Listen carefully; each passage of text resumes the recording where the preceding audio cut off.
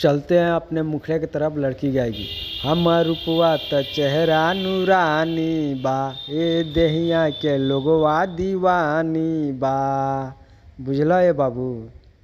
हमर रूपवा त चेहरा नूरानी बा, ए देहिया के लोगवा दीवानी बा।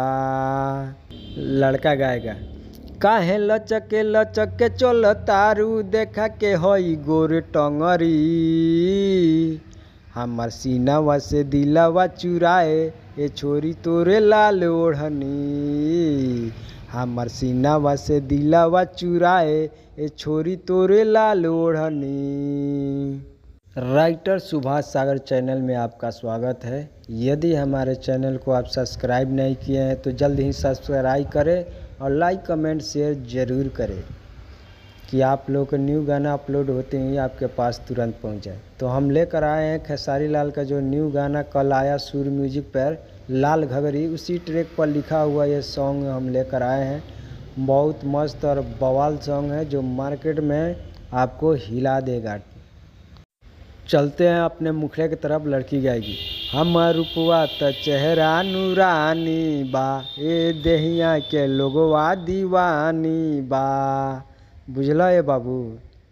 हमर रूपवा त चेहरा नूरानी बा, ए देहिया के लोगवा दीवानी बा। लड़का गाएगा। काहे लचके लचके चल तारू, देखा के हई गोर टंगरी।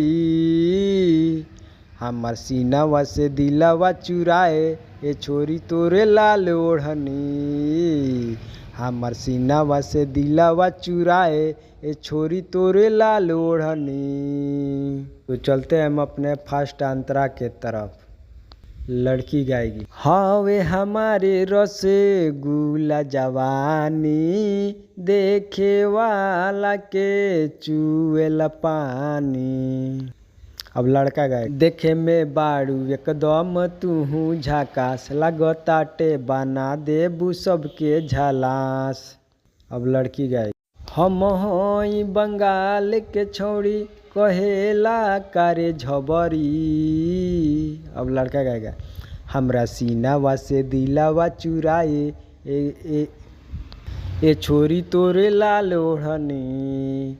हमरा सीनावा से दिलावा चुराए, ए छोरी तोरे लाल ओढ़नी। चलते हैं अपने सेकंड अंतरा के तरफ। लड़का गाएगा।